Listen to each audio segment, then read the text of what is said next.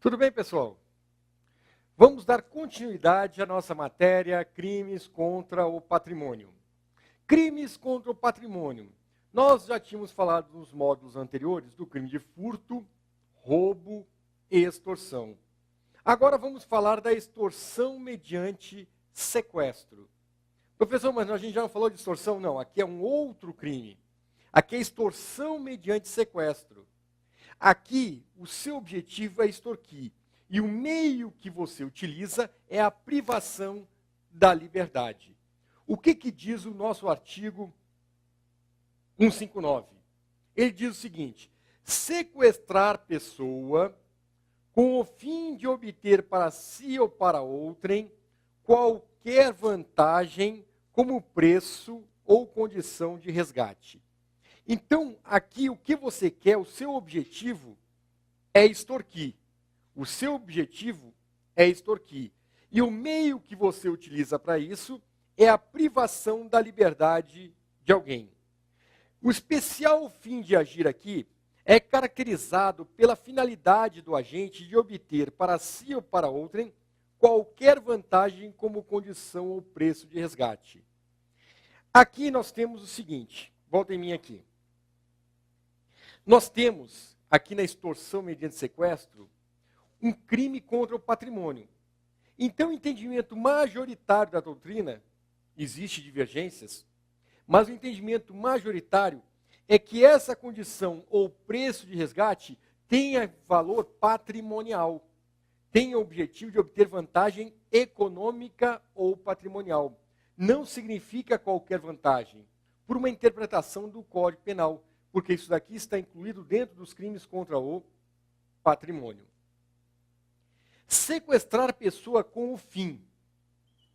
Aqui, a finalidade é obter esse resgate. Então, nós estamos diante de um crime formal. O que vem a ser um crime formal? É aquele que prevê uma conduta, sequestrar, prevê um resultado, obter a vantagem, mas não é necessário obter a vantagem para o crime estar consumado. Então, só em privar a liberdade, o crime já está consumado. Não precisa obter a vantagem. Obter a vantagem é um mero exaurimento. Ah, professor, então tem como eu fazer uma tentativa de extorsão mediante sequestro? Tem. Alguns anos atrás, bastante tempo atrás, foram sequestrar a Xuxa.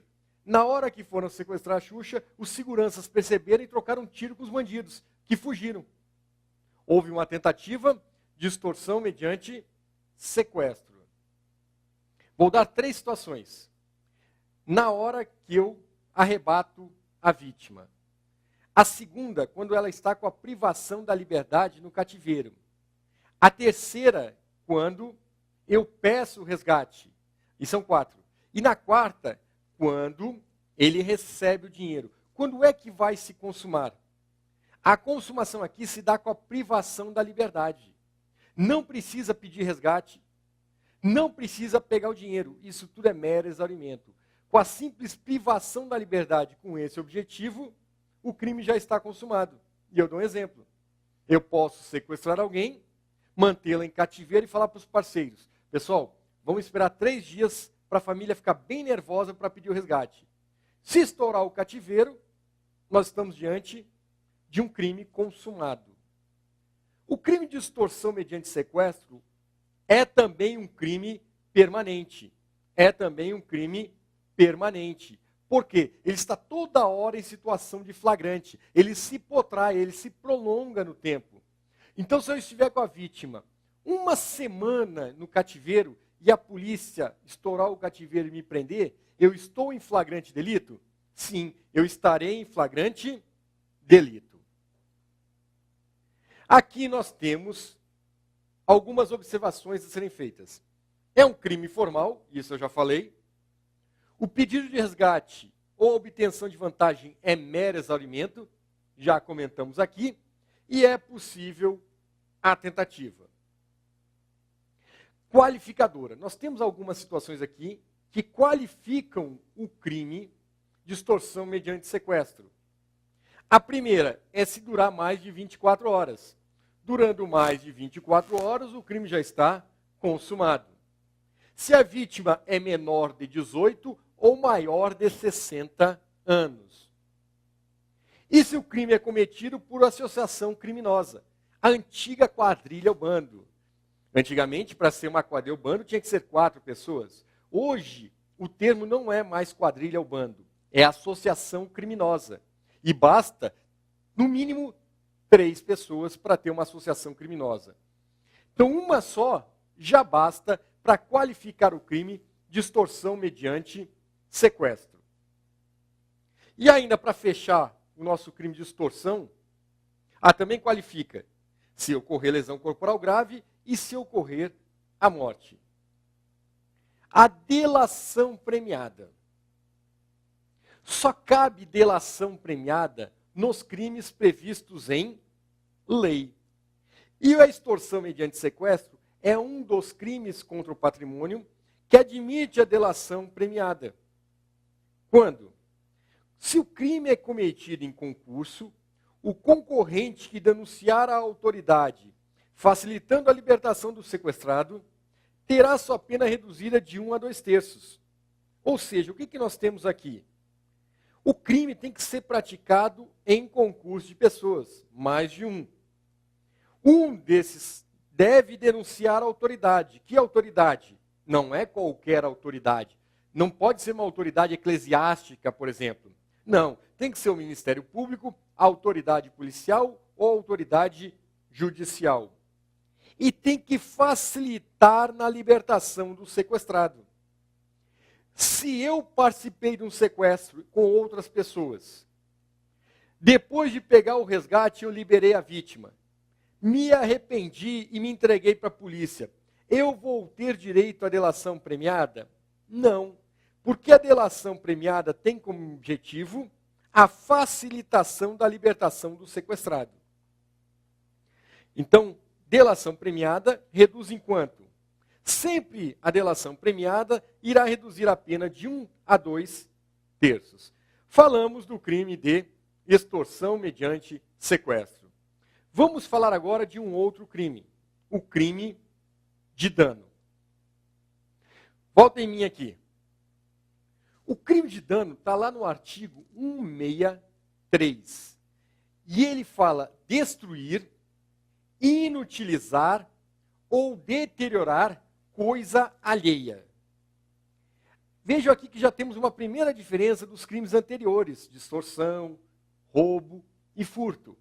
Lá tinha que ser coisa alheia móvel.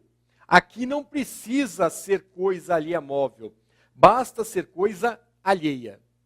Então, se eu pegar a minha televisão e começar a quebrar tudo lá em casa, não tem crime de dano, porque é tudo meu. Tem que ser coisa alheia. Destruir é eliminar, aniquilar, extinguir.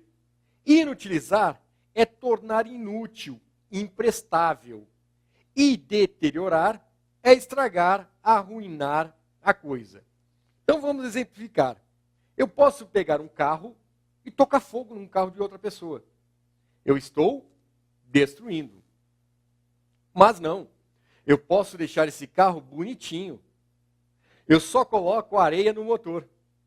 Ao invés de botar óleo, coloco areia. O carro vai ficar bonitinho, mas não vai andar. Ele vai ficar inutilizado. Mas não, eu posso riscar apenas a lataria do carro. Esse carro não está destruído, ele está andando ainda, mas ele está deteriorado. Ele teve depreciado o seu valor. Aqui no dano, o dano ele também pode ser qualificado. Tem 4 situações em que o dano ele é qualificado. Ou seja, tem uma pena aumentada. A pena que era de 1 a 6 meses, ela passa a ser de 6 meses até 3 anos. Quais são esses casos? Se for com emprego de violência à pessoa ou grave ameaça. Então o sujeito aponta a arma para alguém e chuta a porta do carro dessa pessoa. É um dano qualificado porque houve grave ameaça. Se for com um emprego de substância inflamável ou explosiva, se o fato não constitui crime mais grave. Então, você jogar uma bomba para destruir um carro, se você tocar fogo num ônibus, como é muito comum a gente ver hoje, colocar fogo no ônibus, não é com substância inflamável? Sim. Então, aquilo é um dano qualificado. Contra patrimônio da União, Estado, município, empresa concessionária do serviço público ou sociedade de economia mista. Então vejam, qualquer patrimônio público. Então destruir uma viatura da PM, como nós vemos nessas manifestações lá em São Paulo, isso é um dano qualificado. Quebrar orelhão, metrô, ônibus, não é concessionária do serviço público? Sim. E por último, se for por motivo egoístico ou com considerável prejuízo para a vítima. Então, se você está com motivo egoístico, por vingança, se foi um considerável prejuízo para a vítima, foi um valor alto para aquela pessoa, aí, nesse caso, também qualifica. Aqui na tentativa, existe tentativa? Sim. Eu posso jogar uma pedra num vidro e não quebrar. É uma tentativa de dano. O dano tem que ser o fim. Se for meio para outro crime, ele fica absorvido. Se eu quebrar a fechadura de um carro para subtrair algo que está dentro, eu não vou responder por dano e furto. Eu só respondo pelo crime fim, porque o dano foi apenas um meio para se chegar até o crime fim, que foi o furto. Como eu já falei anteriormente, tem que ser coisa alheia. Porque se você destruir uma coisa que já é sua, a conduta ela é atípica. A conduta ela é atípica. E para finalizar o crime de dano, o dano só existe na modalidade dolosa. Não existe dano culposo. Quer ver? Coloque em mim aqui. Não existe o dano culposo. O dano só existe na modalidade dolosa. Não é crime, porque não tem previsão do crime culposo de dano. Então, um acidente de trânsito. O acidente de trânsito não foi dolosamente, então não é crime. Agora, se eu bato de propósito meu carro em alguém para causar um dano, aí nós temos um dano doloso, aí nós temos crime. Falamos o que nos interessa do artigo 163, o crime de dano. Então, aqui são as coisas que eu já falei. Tem que ser coisa alheia, somente doloso. O dono tem que ser o fim, não pode ser o meio, e é possível a tentativa. A pichação de edificação, para finalizar, uma questãozinha interessante aqui, quem vai fazer concursos onde cai a lei dos crimes contra o meio ambiente. Pichação ou pichar edificação ou monumento está previsto no artigo 65 da Lei dos Crimes Ambientais. Porque é um crime contra o patrimônio urbanístico. Então, se eu pichar uma estátua, se eu pichar o muro de uma casa, isso não é crime de dano. Isso é crime ambiental. Ah, professor, mas a pichação nunca vai ser dano? Vai. Pichar a carroceria de um caminhão. É edificação? Não. É monumento? Não. Então nós temos o quê? Crime de dano. E aí vamos para o nosso próximo crime. Joga aí na tela. Apropriar de coisa alheia móvel que tenha posse ou a detenção. Esse crime agora, da apropriação indébita, ele tem uma pena de 1 a 4 anos. Nós temos aqui a primeira conduta de apropriar de coisa alheia móvel. Eu vou me apropriar de uma coisa que eu tenho a posse, eu tenho a detenção. Essa é a grande diferença entre o furto e a apropriação indébita. É que na apropriação indébita eu tenho a liberdade desvigiada. ou seja, a coisa está comigo. Eu recebi a coisa de boa fé. E depois que eu tenho a coisa, eu não quero mais devolver. Tem que ser uma coisa de outra pessoa. E essa coisa precisa ser móvel. Aqui, o dolo, ele surge após a posse ou a detenção da coisa. Esta é a grande diferença para outros crimes, como, por exemplo, para o estelionato. A grande diferença aqui da apropriação indébita para o estelionato é que no estelionato, desde o início, você já quer ter a posse, não é? Você já quer ter a posse da coisa para você, antes de pegá-la. Já na apropriação indébita, você recebe a coisa de boa fé. E depois que você tem a coisa de boa fé, você não quer mais devolver. Você não quer mais devolver.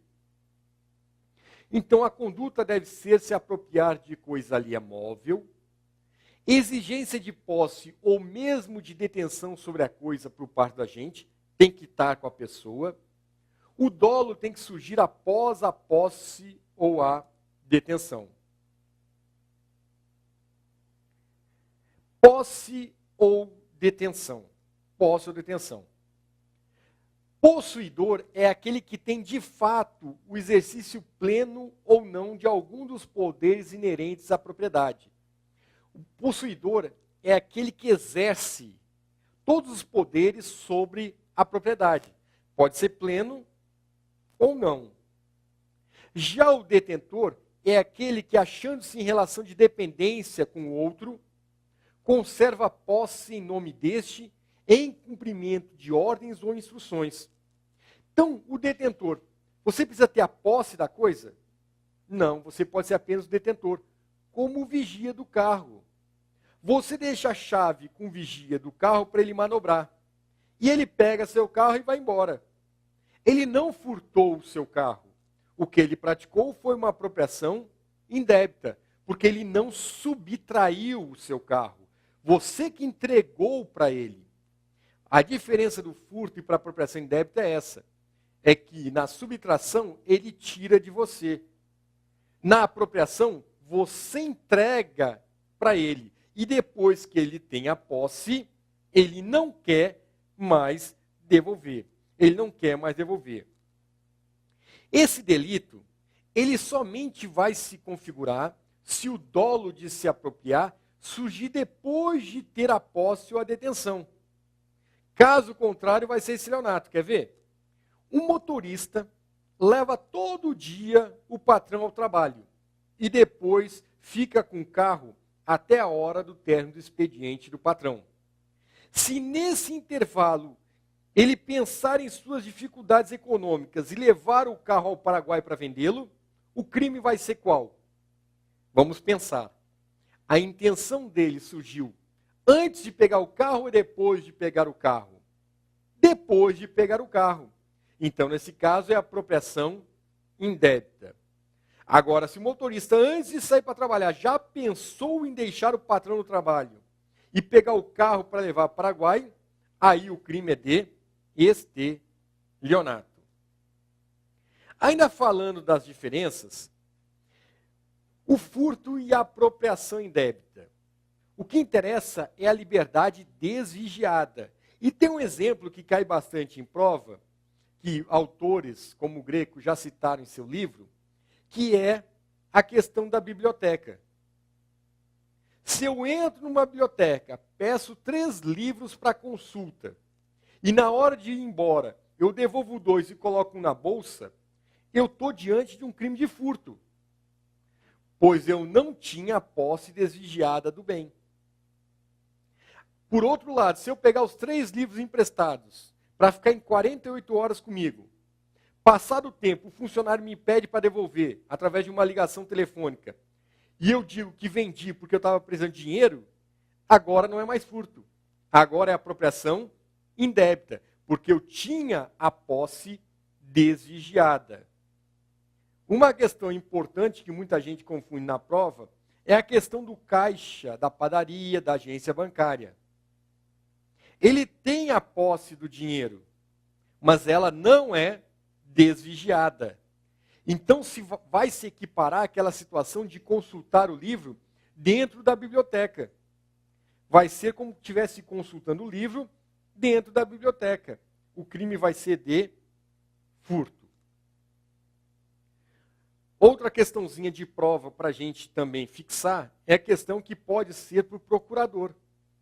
Se o advogado tem uma procuração para receber um dinheiro seu, ele recebe o dinheiro e não passa para você, o crime cometido por este advogado será o crime de apropriação indébita. O crime será de apropriação indébita. Como eu já falei, a diferença entre apropriação indébita e furto está na liberdade desvigiada.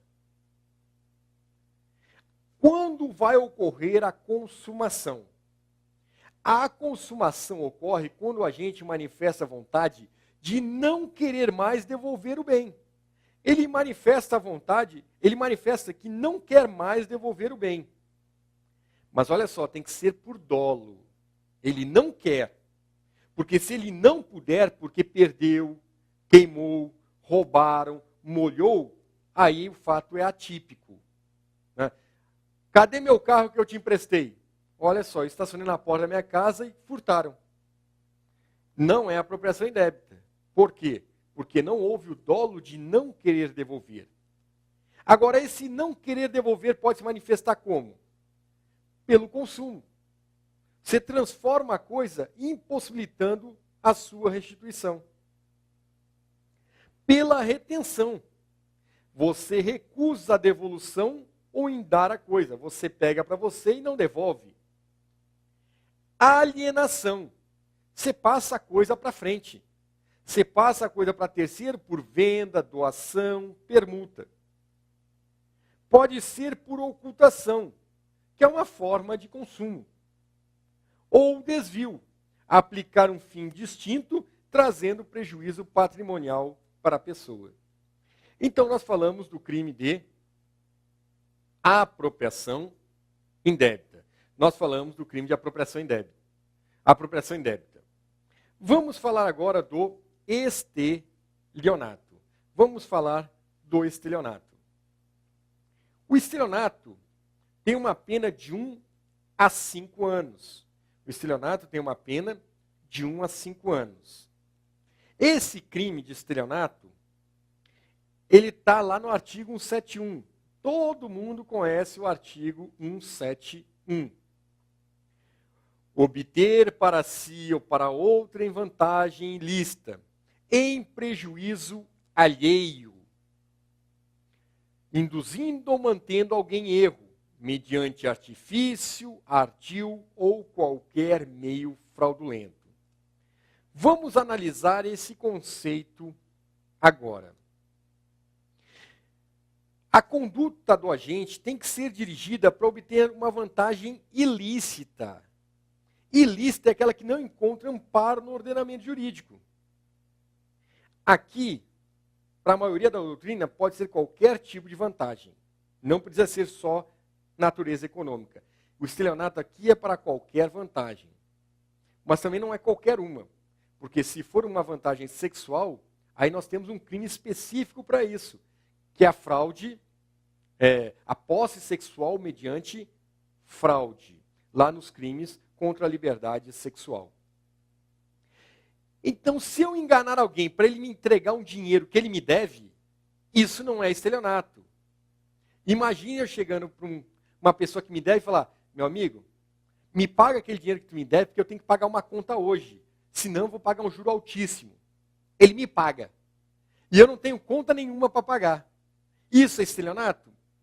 Não, porque a vantagem não era ilícita. A vantagem era lícita. Esta vantagem ilícita do crime de estelionato pode ser para o próprio agente ou para terceiro. A vítima aqui é induzida ou mantida em erro. E o agente se vale do quê? De um artifício, de um ardil, qualquer meio fraudulento para a consecução do seu fim. Olha aqui para mim. Até agora, todos os crimes contra o patrimônio, cada um tem o seu momento de consumação. O furto é quando você subtrai o bem, mesmo que momentaneamente você tenha posse tranquila. Não precisa ser desviada. O roubo da mesma forma. Já a extorsão é quando você constrange a pessoa. Na extorsão mediante sequestro, quando você priva a liberdade da vítima. O dano é um crime material, então é quando ocorre o resultado, o dano. Na apropriação indébita, é quando você manifesta a vontade de não devolver o bem. E no estelionato? O crime aqui não é a intenção de obter vantagem.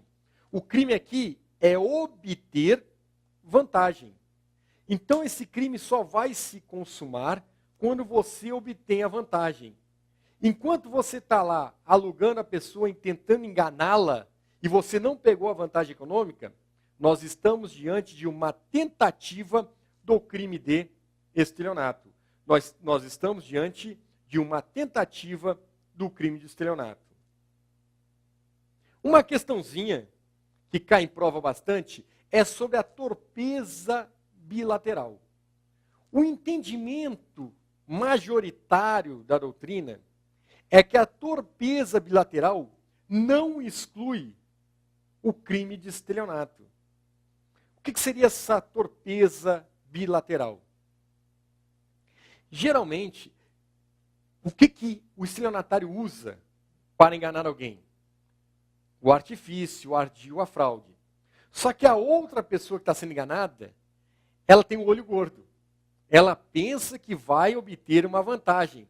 E muitas vezes ela pensa que até está dando um golpe no outro. Ela pensa que o estelionatário está levando um golpe. Na verdade, ele que está dando o golpe. Então, se o cara quer me vender um bilhete premiado por R$100, por R$1.000, um bilhete de 1 milhão, nesse caso, se eu achei que estava dando golpe nele e compro, nesse caso, eu continuo sendo vítima de estelionato. Porque essa torpeza bilateral não exclui o crime de estelionato. Outra, a esperteza comercial, essa não tipifica o crime de estelionato. Não é estelionato a malandragem, né? Aquela esperteza comercial. Ó, o meu produto aqui é R$30, se levar agora é 20. Agora, se sair da minha loja e voltar depois, eu só faço pelos 30, não faço mais por 20. É para agora. Pegou agora é R$20. Aí a pessoa compra por 20, sai e vê que na loja da esquina é 15. Não pode reclamar. Isso é uma esperteza comercial. E daqui a pouco a gente volta para falar das outras modalidades do estelionato. Já no próximo bloco.